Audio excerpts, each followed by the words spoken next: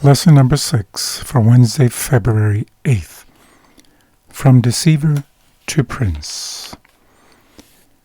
As a young man who loved and feared God, Jacob nevertheless stooped to conspire with his mother Rebekah to deceive his father and gain his blessing. As a consequence, he started his adult life on the wrong path, having to flee or perhaps face an early death. Rebekah told Jacob to flee to Laban and tarry with him a few days until thy brother's fury turn away.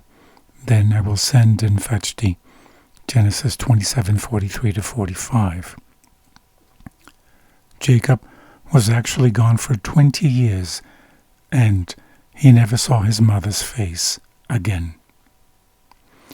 Genesis 33:22-31 says,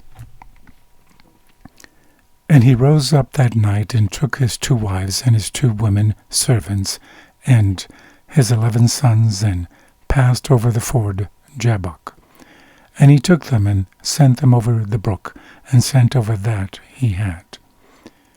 And Jacob was left alone, and there wrestled a man with him until breaking of the day. And when he saw that he prevailed not against him, he touched the hollow of his thigh, and the hollow of Jacob's thigh was out of joint, as he wrestled with him.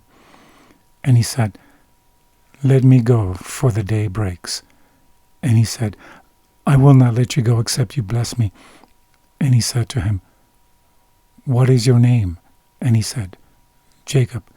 And he said, Your name shall be called no more Jacob, but Israel, for as a prince have you power with God and with men, and have prevailed. And Jacob asked him and said, Tell me, I pray you, your name. And he said, Wherefore is it that you do ask after my name? And he blessed him there. And Jacob called the name of the place Peniel, for I have seen God face to face, and my life is preserved. And as he passed over Penuel, the sun rose upon him, and he halted upon his thigh. Therefore the children of Israel eat not of the sinew which shrunk, which is upon the hollow of the thigh to this day, because he touched the hollow of Jacob's thigh in the sinew that shrunk. What happened here to Jacob? And what spiritual lessons can we take from this story about God's grace, even when we make wrong decisions? From the book Patriarchs and Prophets, page 197 and 198, it says, Through humiliation, repentance, and self-surrender, this sinful, erring mortal prevailed with the majesty of heaven. He had fastened his trembling grasp upon the promises of God, and the heart of infinite love could not turn away the sinner's plea.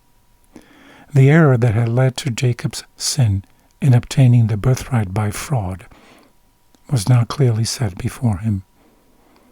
He had not trusted God's promises, but had sought by his own efforts to bring about that which God would have accomplished in his own time and way. Jacob had received the blessing for which his soul had longed.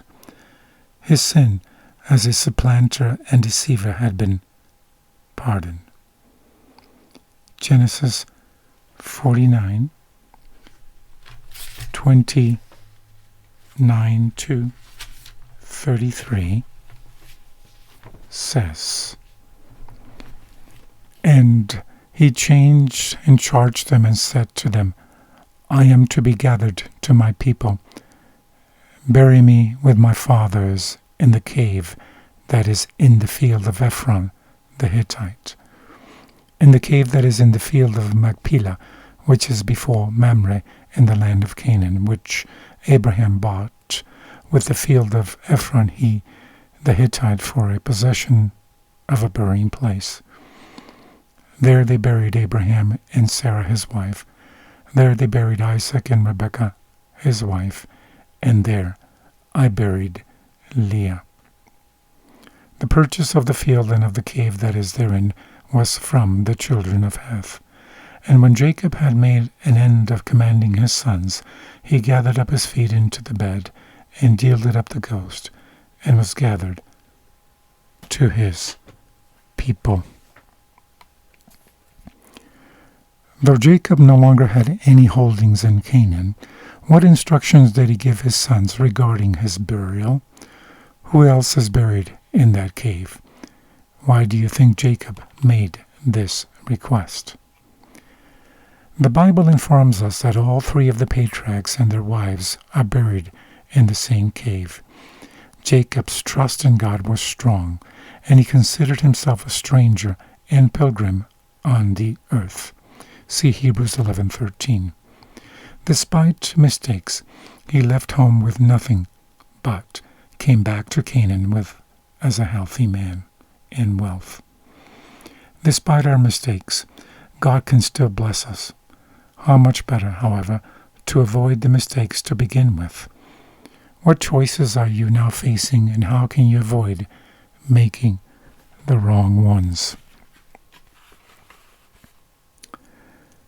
From the book Thoughts from the Mount of Blessing, page 62, it says, "It will require a sacrifice to give yourself to God, but it is a sacrifice of the lower for the higher, the earthly for the spiritual, the perishable for the eternal." God does not design that our will should be destroyed, for it is only through its exercise that we can accomplish what He would have us do. Our will is to be yielded to Him, that we may receive it again, purified and refined, and so linked in sympathy with the divine that He can pour through us the tides of His love and power. However bitter and painful this surrender may appear to the willful, wayward heart, yet it is profitable for thee. Have a blessed day.